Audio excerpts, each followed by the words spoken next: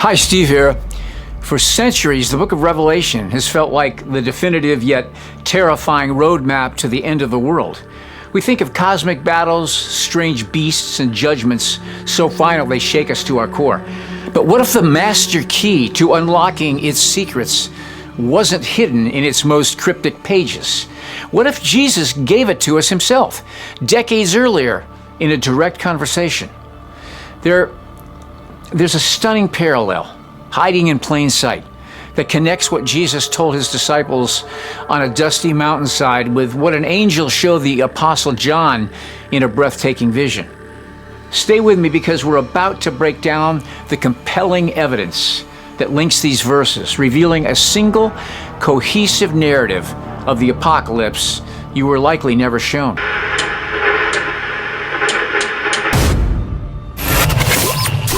The fear surrounding the end times often comes from trying to piece together prophecies that feel scattered and symbolic. On one hand, you have the Olivet Discourse in Matthew 24. On the other, you have the dramatic opening of the seals in Revelation chapter 6. They're usually taught as separate accounts, one being a general warning and the other a terrifying symbolic vision. But that's where the confusion starts. What if they aren't totally separate accounts at all? What if they're two sides of the same coin, offering two perspectives on the exact same sequence of events? I'm going to place these two cornerstone prophecies side by side. I'll show you how the words of Jesus on the Mount of Olives provide the foundational blueprint, the what is coming. Then we'll see how John's vision in Revelation provided the divine symbolic detail, the heavenly perspective of how it all unfolds. By the end, this seemingly chaotic puzzle of the apocalypse will assemble into one clear picture, offering not fear, but profound clarity. First, let's go back to the final days of Jesus' earthly ministry. He and his disciples are leaving the magnificent Jerusalem temple. His followers, totally awestruck, point out its grandeur. And Jesus' response is just shocking. He tells them, "Truly, I say to you, there will not be left here one stone upon another that will not be thrown down." This staggering prediction leads the disciples to ask him privately on the Mount of Olives, "Tell us, when will these things be, and what will be the sign of your coming and the end of the age?" And right there in Matthew 24, Jesus lays out the blueprint.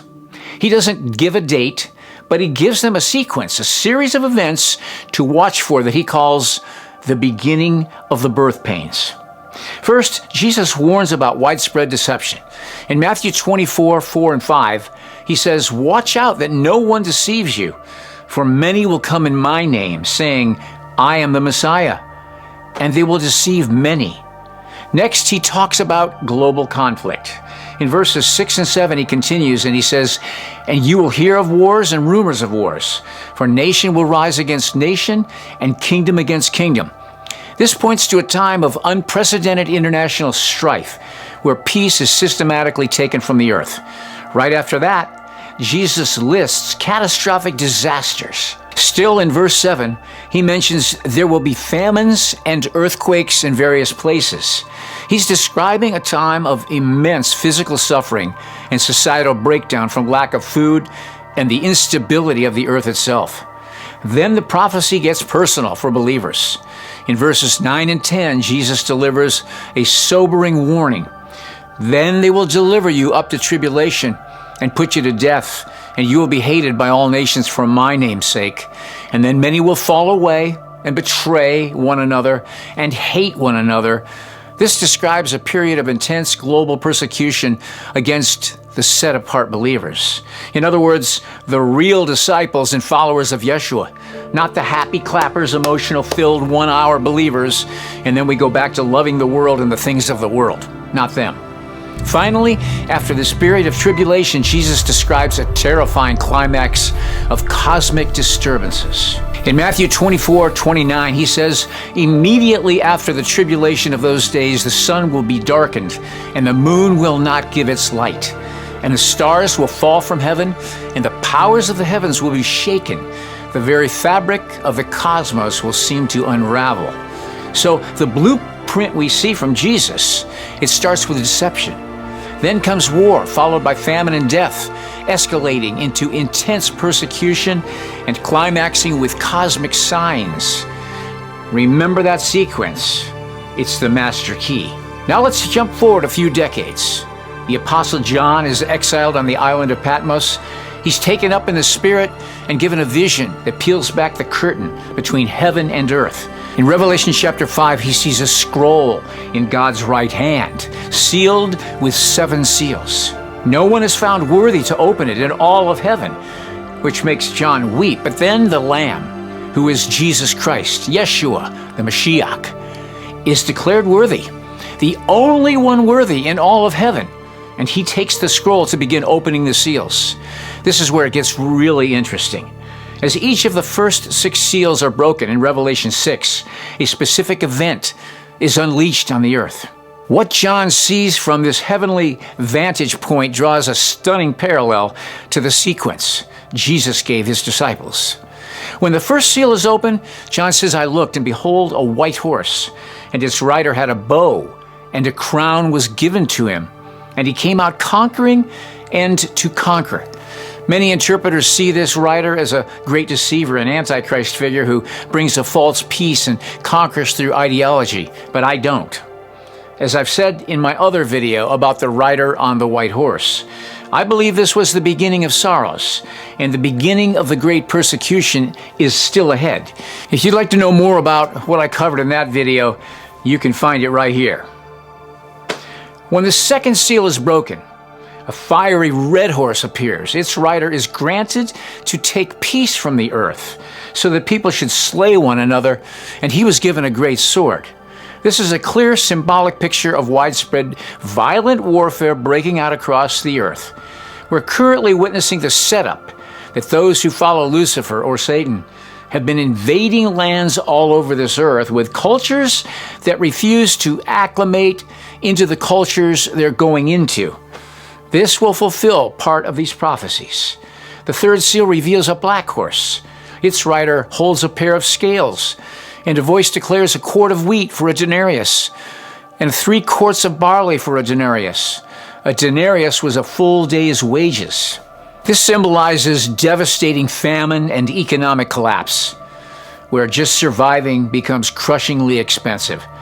We're seeing that starting now. The fourth seal unleashes a pale horse. Its rider's name is Death, and hell follows him. They're given power over a fourth of the earth to kill with sword and with famine and with pestilence and by the wild beasts of the earth. This represents a culmination of the previous events leading to mass death. After the 4 horsemen, the 5th seal shifts focus. John sees under the altar the souls of those who had been slain for the word of God and for the witness they had borne. These are the martyrs, crying out for justice. This seal reveals the heavenly reality of that intense persecution of believers happening on earth. Finally, the 6th seal is opened, and John witnesses cosmic chaos that sounds almost exactly like Jesus' words. In Revelation 6:12-14, he describes a great earthquake, and the sun became black as sackcloth. The full moon became like blood, and the stars of the sky fell to the earth. The sky vanished like a scroll that is being rolled up. This is the same kind of celestial terror that Jesus foretold about. So, are you seeing it?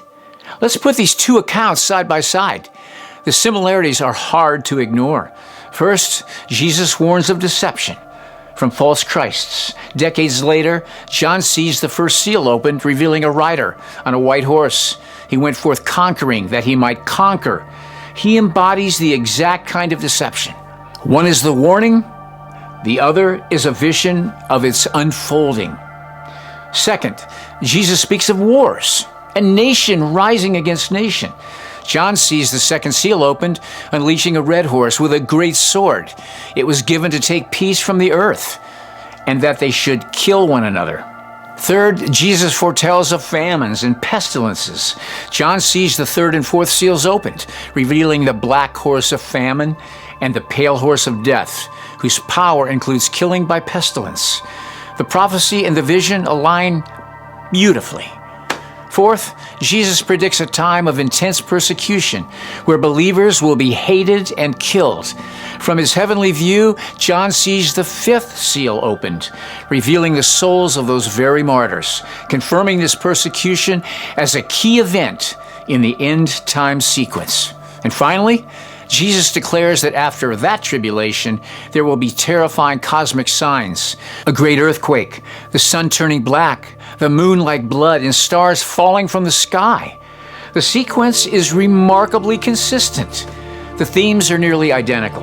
One major difference is the perspective. Matthew 24 can be seen as the prophecy from an earthly point of view, what we will experience. Revelation 6 then becomes the same prophecy viewed from a heavenly symbolic perspective, what's being orchestrated in the spiritual realm as God's plan unfolds. It's a compelling argument that these aren't two different timelines, but a simple, single harmonized narrative. So what does it all mean? Why is this parallel something you might have never been taught? It could be because we have a tendency to isolate books in the Bible, treating Revelation like a mystical standalone puzzle box. But when we see it as a direct symbolic expansion of Jesus' own words, some of the fear can be replaced by understanding. The apocalypse viewed this way isn't just a chaotic series of unrelated disasters. It appears as a sequenced, escalating series of birth pains, just as Jesus said. He gave us the outline, the chapter headings, while he later gave us the book of Revelation, filling in the divine details. This unified view makes clear that the events of the end times are not random. It speaks to the sovereignty of God over history, even in its darkest chapters. The satanic forces of deception, war, and famine aren't running wild on their own. They are limited with God's divine plan that ultimately leads to justice and redemption. Notice, he even shortens what the devil is doing in the worst of those days, during the last 3.5 years before Jesus comes back. For at that time there will be great distress, the kind that hasn't taken place from the beginning of the world until now, and never will again. Unless those days were cut short, no one would be saved. But those days will be cut short because of the elect. God's love. The confusion starts to dissolve when you realize you're not looking at two different puzzles, but just looking at the same picture from two different angles. Jesus gave us the straightforward map. The key has been with us all along in the clear, direct words of Jesus on the Mount of Olives. The conquering rider, the global wars, the famines, the persecution, and the shaking of the heavens. It was all laid out for us before John ever set foot on Patmos. The story doesn't end with judgment. It ends with the gathering of his people and the establishment of his kingdom. If this video brought you some clarity, please consider liking it and subscribing for more deep dives into biblical topics that can strengthen your faith. And don't forget to hit the notification bell so you don't miss what's next. Thanks for watching.